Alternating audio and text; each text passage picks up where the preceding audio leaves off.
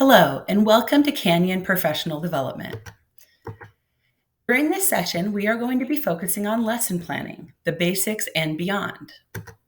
My name is Carolyn Mann, and I am the K-12 Projects Director at Canyon Professional Development. I have spent over 25 years in education, and I am thrilled to be with you here today. During this session, we are going to cover a lot of important information. We're going to reflect on the importance of consistently planning for instruction. We're going to identify the necessary components of a single topic lesson plan, as well as the necessary components of a weekly lesson plan. I'd like to start off with a quote. This quote is by Donald Judd. It states, "A good plan is like a roadmap. It shows the final destination and usually the best way to get there." This makes a very strong connection to lesson planning. When you take time to adequately plan, it is like a great roadmap. You make sure that you are meeting the needs of all your students along the journey. That way, they get to their destination quickly and effectively. To start out, I'd like you to pause this video in just a minute. I would like you to think about a time in your life when you spent a significant amount of time and energy planning for a special occasion or event. I want you to think about how you felt the day of the event. How did it turn out? If you're watching this video with others, this would be a great time to pause the video and discuss the question. I'll see you back here in a minute. Great. So I hope you had time to discuss this question. When I ask this question during my live sessions, I often hear that the event went very smoothly. There might be a few little hiccups, but nothing that you weren't ready to handle. And most people attribute that to being prepared. In contrast, I want you to think now about a time in your life when you did not spend an adequate amount of time planning for a special occasion or event. How did you feel the day of that event, and how did it turn out? Once again, stop your video for a moment, chat with a neighbor, maybe journal to yourself, and think about a time when you were not prepared.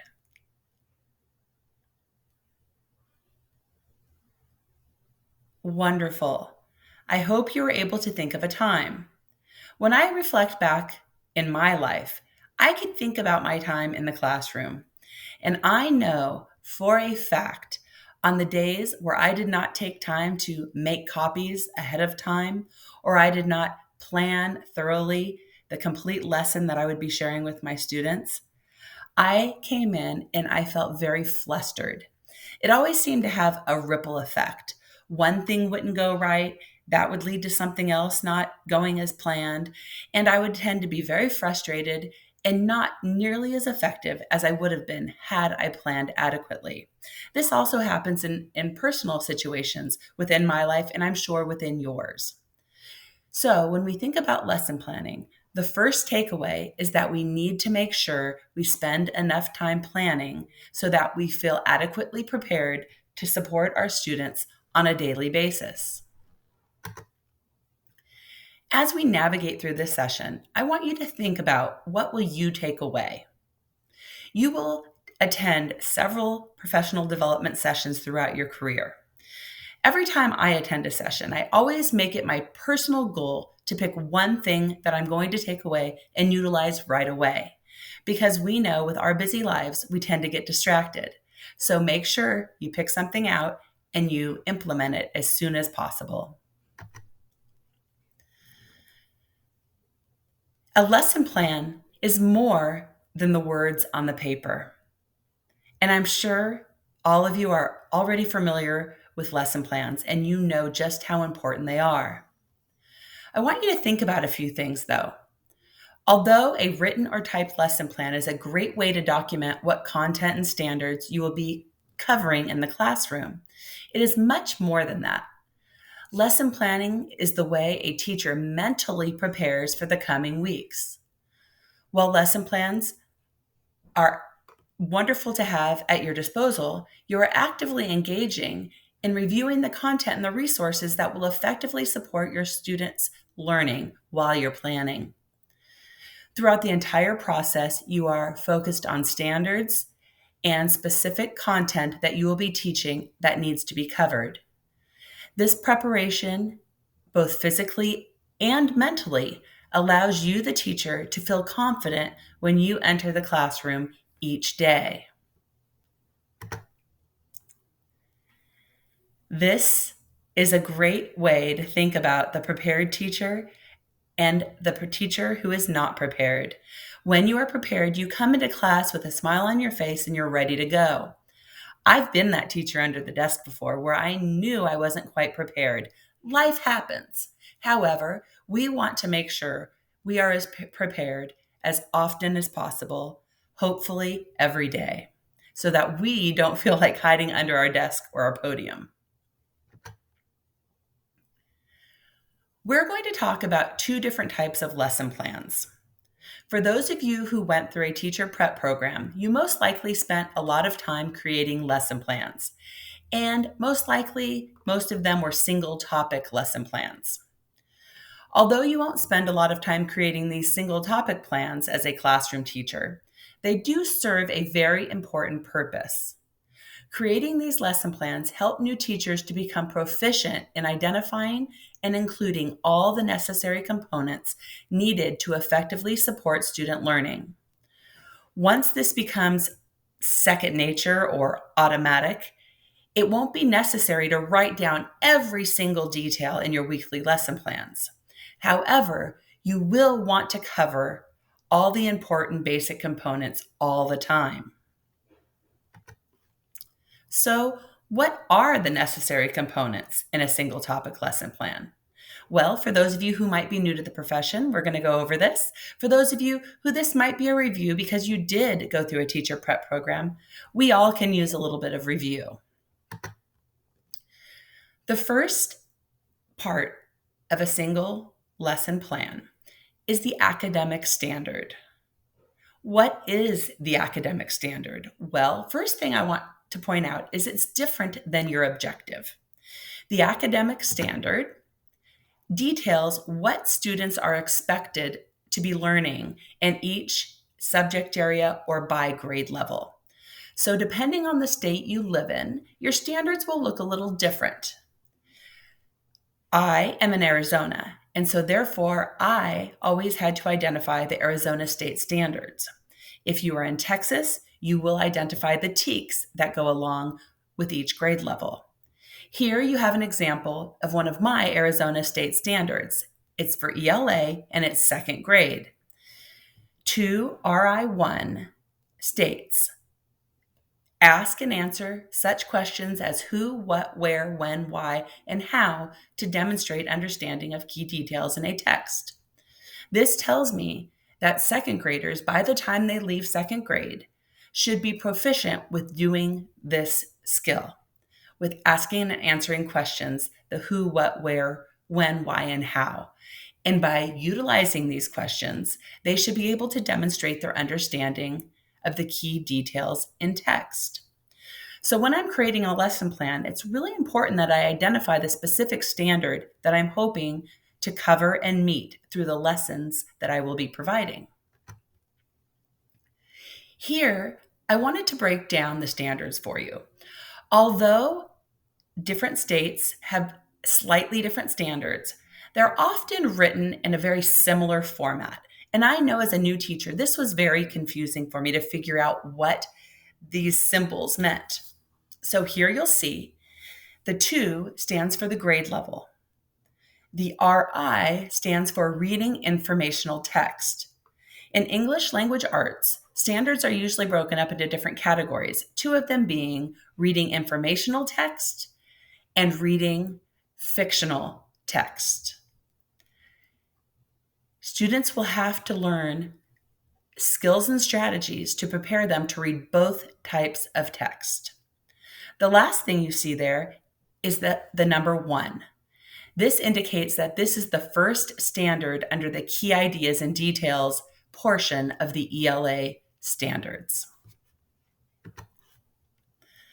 As you think about the standards, Were you already familiar with what the standards cover? And did you understand the symbols representing the standards? Make sure when you are writing a standard on your lesson plans, if you're doing a single plan, it's very important that you write out the entire standard with the wording. Sometimes people won't be familiar with what standard 2.RL.1 is. Therefore, you want to make sure you add the words. However, when you are completing a week-long lesson plan, most of the time it's being used internally within a school. And if these lesson plans are going to be turned into your principal or an administrator, they will be familiar with your state standards. And oftentimes just putting the standard representation 2.RL.1 is plenty. What is your takeaway so far? The next piece that you will want to add in the lesson plan is your learning objective. As I stated earlier, the standard and the learning objective are two different things, but they often get confused. The standard has been written for you. Your state has determined what standards each student will need to meet at each grade level.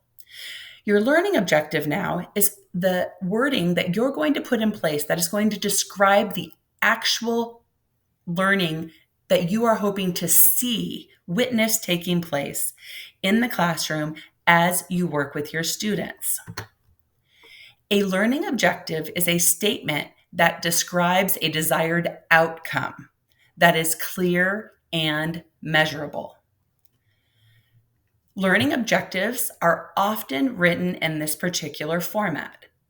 The student will be able to. So you are stating the actual action that you hope to see, that you hope the student will demonstrate in the classroom. An example to go along with the standard I shared would be the student will be able to identify the noun and verb in a sentence. You notice this does not entail everything that was stated in that standard. That standard has lots of different pieces. And as the teacher, you will be teaching a variety of lessons that will ultimately help students achieve the entire standard. And this would be one of the objectives that would help them get there.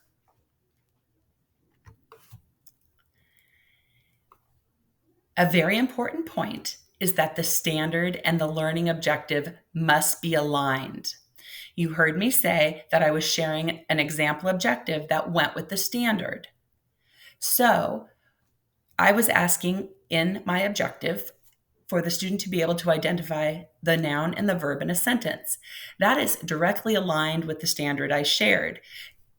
The standard states that they'll have to use who, what, where, why, how, when questions in order to show that they understand a story or a piece of informational text. Being able to identify a noun and a verb is going to allow them to do that. We all know a noun is a person, place, thing, and a verb is an action. So by being able to identify the noun, they're going to be able to identify the who. By being able to identify the verb, they're going to be able to describe what the people, animals, etc. are doing in the informational piece of text. In thinking about that, if you're currently creating lesson plans, are you always making sure to align your learning objective with your state standard? Here is another example. I have that 2RI1, but this is asking the same thing, ask and answer questions such as who, what, when, where, why, how. However, I've now applied this and created an objective that correlates with a piece of literature. Now, in actuality, this could be a 2RF, which because Charlotte's Web is fictional. If we were just studying about spiders, that would be more along the lines of informational text. So the objective here states the student will be able to ask and answer who, what, where, and when questions while reading Charlotte's Web or another piece of informational text about spiders to be able to understand what took place in each chapter or what took place in each section of the informational piece of text. They're directly aligned. So this would be later down the line after students have already dug in to the who, what, when, where, why specifics. Then they would be able to apply it to pieces of text. So we know that it is so important to have a comprehensive lesson. We know that we're going to include the standard, we're going to include the objective. What is a comprehensive lesson? Well, there are many moving parts. A comprehensive lesson must include the following. So after identifying your standard, after identifying your objective, you are then going to determine multiple means of engagement, multiple means of representation, and last but not least, multiple means of expression. What do these mean? Well, when we are creating a lesson plan, if you are going to be covering fractions, you are going to want to provide multiple means of engagement for your students. You're going to come up with a variety of ways to get them engaged in their learning. Maybe you're going to do some background work where you're going to activate their background knowledge by showing them a short video. Maybe you're going to have them engage in a quick write talking about their feelings toward learning fractions. There are a variety of things you can do, but with engagement, you're going to spark their interest and you're going to come up with ways to make them want to be actively involved in the learning process. Next, we have multiple means of representation. Remember, we have diverse learners in the classroom. We cannot stand up front and be the dispensers of information, where we simply talk and share right on the board and have them write what we're saying down. Instead, we need to provide the learning, the information in multiple ways. How can we represent the information being taught? Well, back to the fractions example, perhaps I could have them work with manipulatives so that they are able to actually maneuver the fraction pieces to create fractions or solve fraction problems. The last piece is multiple means of expression. How are we letting them show what they know? If I were able to poll everybody who is watching this session, I could ask, how are you at test taking? And I bet you half of the class or half of the group would say, oh, I'm not real great at taking written tests. And that would be true for the majority of the population. That's why it's so important that we offer different students different ways to express their learning. So perhaps we are doing quick 5-problem assessments at the end of the week. But are we providing other ways? Are we asking them to create models using the fraction pieces? Are we asking them to perhaps draw diagrams to answer the questions? Or maybe taking it a step further and asking them to write an explanation as to how they got their answer. So we want to meet the needs of all students, and we want to utilize different ways to allow them to show what they know, since everybody is a bit different. In addition to having that comprehensive lesson, you also want to make sure that you are explicitly including your formative and summative assessments. On the last slide, we talked about multiple means of expression, but we also want to make sure that we are including both formative and summative assessments. Formative and summative assessments are very different. Formative assessments assess students during the learning process. They're like a pulse check. Maybe you're doing an exit ticket at the end of a lesson where you're asking students to solve one problem. You're then going to take those exit tickets and determine how many students seem proficient with the content that was just presented. If you notice many students are still struggling, it's going to drive your instruction the next day. If the majority of students are still struggling, I'm going to reteach a similar lesson. If a majority of students are proficient, I'm going to move on. However, I can still take those 2 or 3 students who need extra support, and I can provide some intervention or some small group instruction. A summative assessment, on the other hand, is exactly what it sounds like, summative, at the end of the learning. This is when the soup is already made, it's already been delivered to the customer, and they take a bite. If they don't love it, you can't say, let me have it back. I'm going to go put some more salt and pepper. No, this is your final product. The students are showing the knowledge that they have obtained. However, I always like to mention that in teaching, there's always time to make more progress. So, although you might have come to the end of your fractions unit and your students have taken a summative assessment on all the standards that have been covered, it doesn't mean that you can't go back and do some interventions and still support the students who need a little extra help. Here are some examples of both formative and summative assessments. Here you see exit tickets, which I mentioned, checks for understanding.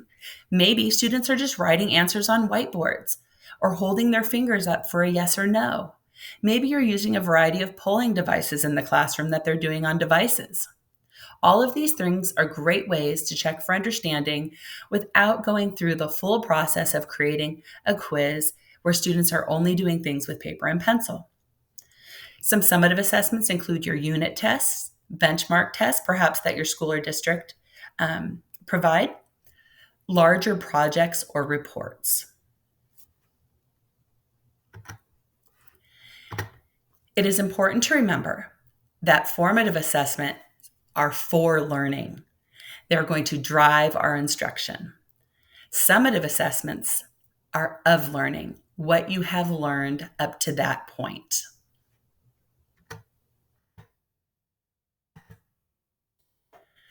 So let's put all of this together. We've talked about the academic standards being included in your lesson plans. We've talked about the learning objective. We've talked about the lesson and the comprehensive pieces that need to be included. And last but not least, we've talked about assessments. One very important thing to remember is that all 4 of these pieces must be aligned. Your assessment must be directly aligned to the standard that you are focusing on. So if I am focusing on a math standard that has to do with fractions, then obviously all of my assessments should revolve around that or those particular academic standards. This is such an important piece. When teachers aren't explicitly planning, oftentimes these pieces are not always aligned. And we can probably guess what happens. Students are not able to be as successful as they should have been. How many of you have ever taken a test before and said, I can't believe that test. We didn't even go over half of the stuff that was on it. That could be because the teacher did not go through the planning process, and perhaps the assessment was not directly aligned with the learning objective and the academic standard. And therefore, the instruction was all over the place.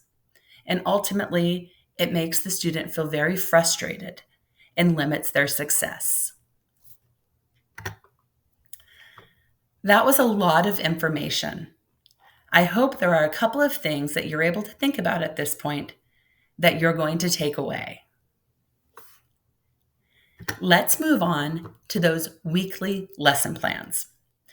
As I shared before, weekly lesson plans are a breeze, especially once you're proficient with those single lesson plans. In those single lesson plans, you are going to have all the components that we just discussed. Often they are described in detail. When you're creating a weekly lesson plan, you are still going to be considering all of the same components. You are just not necessarily going to provide as many details. However, as we discussed, that mental process of creating the plans is when you're going to go through the step by step and plan it out so that you're prepared as the teacher. The weekly lesson plan is a type of plan you will utilize on a regular basis to plan for instruction. Although it is not as detailed as the single topic lesson plan we looked at, all of the same components should be considered when planning. Here you see a template This is an elementary school example of a lesson plan for the week. You will have access to this document within the handouts. This template includes an overview of the entire week. Since most elementary school teachers are self-contained, meaning they have the same students all day and teach all major subjects, this template is divided into time frames.